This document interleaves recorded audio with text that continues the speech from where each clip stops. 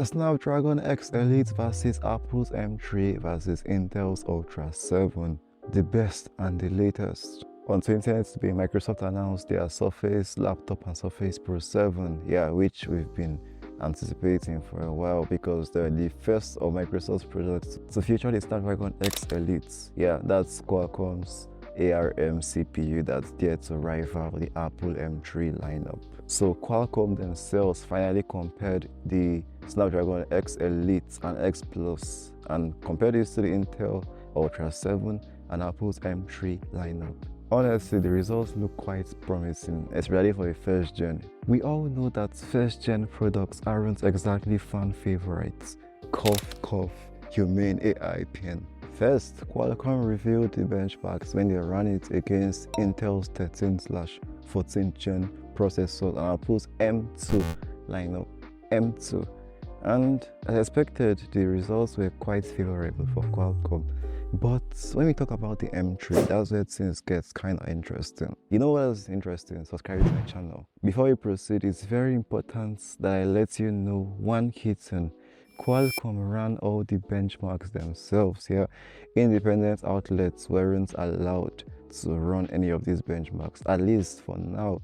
But eventually, it's all going to get out to the world once the pre-orders finally get to their destinations. So you should take these results with a healthy dose of skepticism. Qualcomm claims that the Snapdragon X Elite is up to 54% ahead of the Intel Core Ultra 7 155H in single-core Geekbench 6 test. And that's while they both have the same power draw. The mind-blowing thing here is that Snapdragon X Elite is able to match the performance of Intel Core Ultra while consuming 65% less energy. You see, ARM is just a magic wand for energy consumption. When you run a Geekbench 6 multi-core performance test, the performance delta shrink to up to 52% and 60% respectively. Mind-blowing. So I came across some actual values provided by someone called Just Josh on YouTube, and the Snapdragon X Elite consuming 23 watts and a single core and multi-core Geekbench 6 cores of 2786 and 13881 respectively.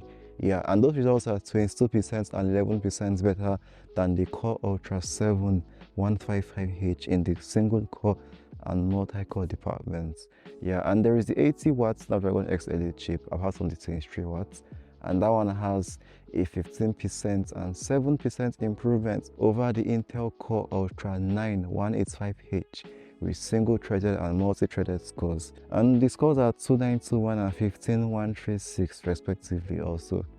So to be very honest, like if I'm even going to pay attention to Snapdragon X Elite, it's going to be the 23 watts model. It's like a no-brainer. What am I doing with 80 watts that has such negligible difference? One funny thing is that this is the top of the line Snapdragon X Elite. So when you compare it to the base Apple M3, it beats it in multi-core, which is expected because it has more cores, it has more power draw.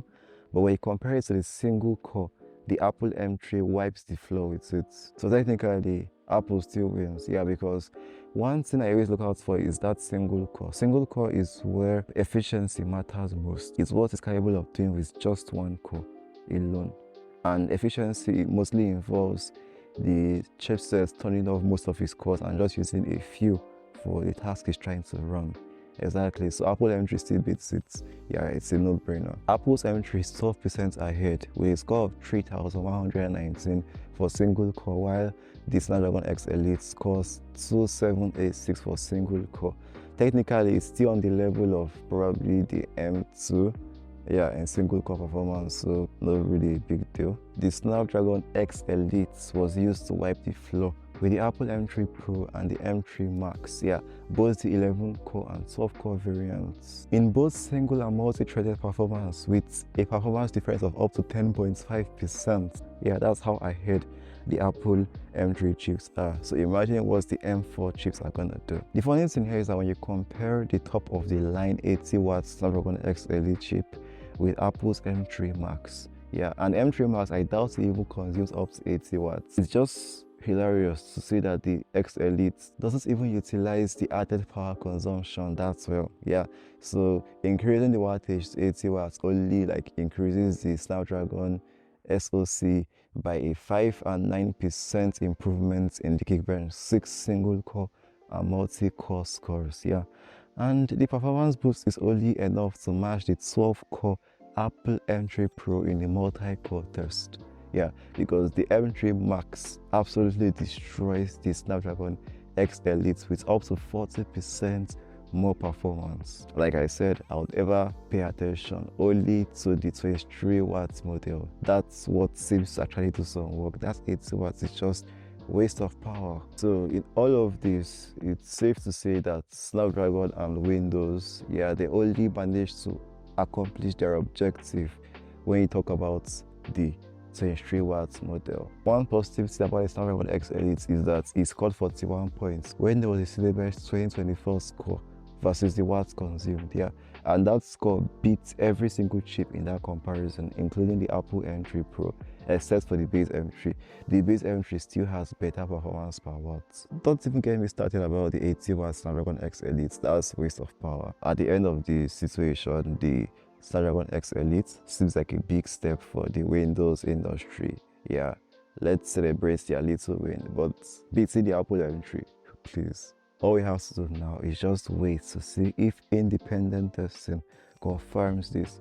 Yeah, I don't see the point of Qualcomm telling lies for the test they run themselves, because it's basically going to be a slap on their face because the products are less than a week from getting into consumer hands. Yeah, so take it with a grain of salt. I'll catch up with you guys soon enough about the updates.